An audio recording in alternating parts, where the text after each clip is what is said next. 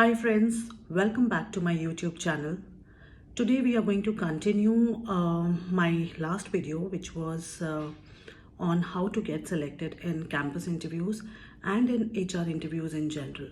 So I had covered a few points like good communication skills, good academic scores, good aptitude, good logic.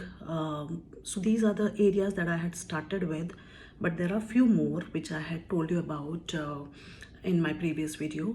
And in fact, I'm going to post link of my previous video so that whoever has not watched it can go back and refer to it, because it is going to be very useful to you guys.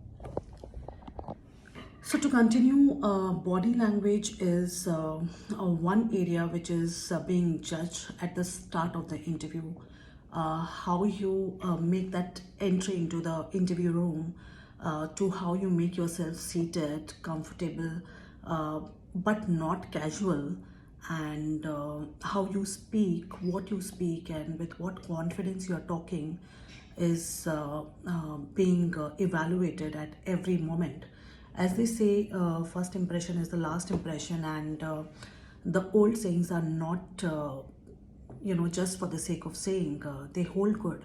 So yes, first impression is the last impression in most of the cases. To make sure that you present yourself in a very gentle way, and you are well groomed, um, unless and until it is some religious reasons for which you cannot be kept to the best presentable mode possible.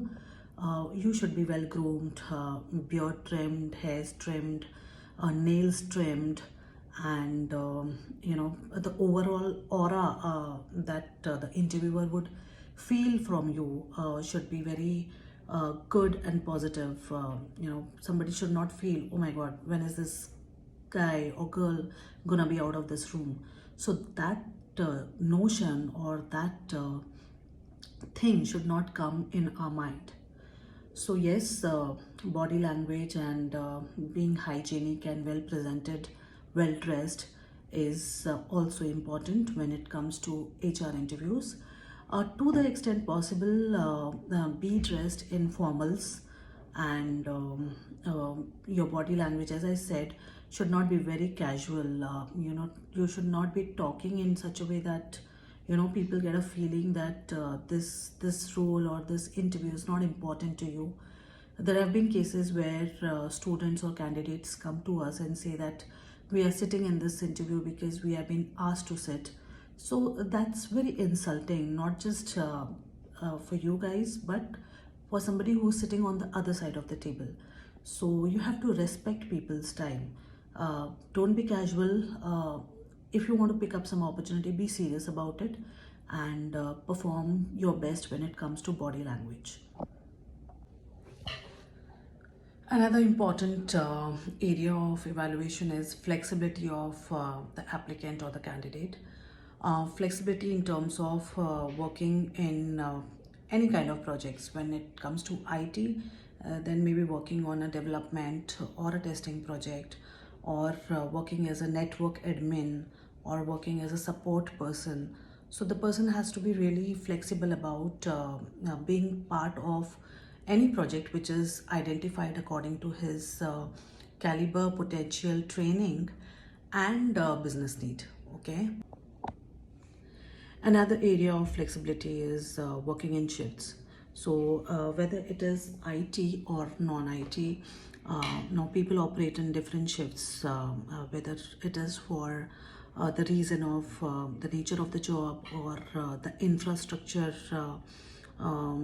crunch, or any other reason. People do work in shifts, whether it is male employees or female employees. So we do check if people are comfortable about working in general shift, or UK shift, or Australian shift, or a night shift if the work demands. So yes, we look for people who are comfortable about working in shifts as per the business needs. So that's about the shift flexibility. And there's a new flexibility now that employer have started looking out for is working from office. Because since the time people have got this taste of working from home, or studying from home, or doing any kind of professional work from home, uh, the interest or the inclination towards continuing to work from office has been on the downside. Employers have now started checking whether somebody is interested in working from office, whether it is a full-time work from office, or a hybrid mode of working, or a once in a week kind of office. But whatever it is, people have started checking with the applicants on the work from office flexibility.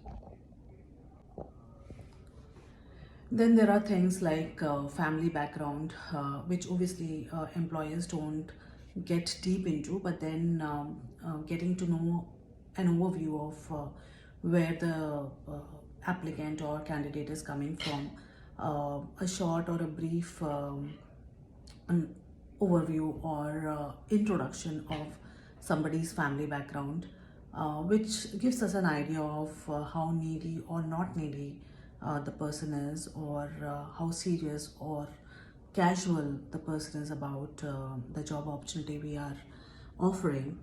And this is also to make sure that the opportunity goes to the right candidate. And This is also a reason why we check on the family background or personal background. After this comes trying to gauge teamwork. Um, we check if somebody has worked in teams, uh, or has that attitude of working in teams through getting to know about the projects that they have done in their academic years, or any seminars, or any sessions that they have participated in which needed teamwork or individual work, and what kind of efforts they put in the team, and what kind of efforts they expected from their team members. So things like that, which do tell us if the person is really a team. So friends, these were the areas which are generally checked in whether you call it a campus interviews, or HR interviews in general. And as I said, there are more, but then that depends on say a industry specific hiring which is being done, or a project based hiring which is being done. So I have taken you through general criterias, and so I might take you through part 3 of this video if I feel that I have missed upon certain points. And obviously, if you guys also feel that some criteria or certain pointers are not discussed, you can ping me on the comment section, and I would definitely make a continuing video on that. Till then, keep preparing. All the best.